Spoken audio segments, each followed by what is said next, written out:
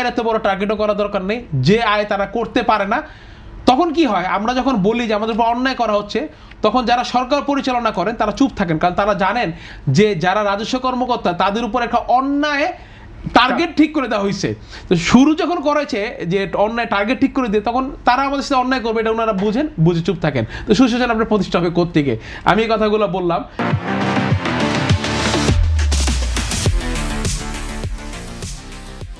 আরেকটা জিনিস আমি শেষ বলি, যে এই যে বাজেট আসতেছে, আপনার প্রত্যেকবার বাজেট আসলেই বিগত মাঝখানে কয়েক বছর ছিল না যে কালো টাকা সাদা করা, আপনি কালো টাকা সাদা করেন নাহলে বিদেশ চলে যাবে। আমি এটার পক্ষে, আমি এটার বিপক্ষে না।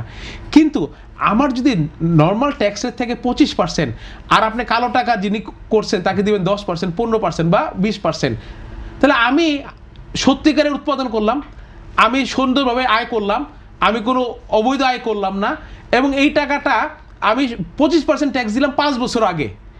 আর আপনি 5 বছর আমি ট্যাক্স দিলাম না, টাকাটা অন্যখানে বিনিয়োগ করলাম, জমিতে পাবো ওয়ার আমি এই টাকাটা এখন আমি প্রদর্শিত করব, আবার রিল্যাক্স রেটে, কোনো ফাইনও হবে না।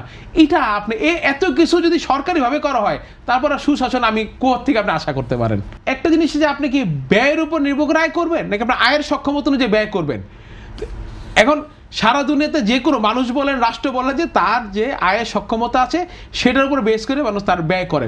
তা আমাদের তো ব্যয় আমরা করি যে আমরা বেতন বাড়াই দিব, নিজেদের বেতন বাড়াই নিব, আমরা হাজার কোটি লাখ কোটি টাকার আমরা বেতন বাড়াই নিব, এবং আমরা বলবো যে এই রাজস্ব আয়ের জন্য আমাদের পরিচালন ব্যয় যা লাগবে সেটাই আমরা আদায় করবে। তাহলে উন্নয়ন ব্যয় আপনি ঋণ নিয়ে করেন।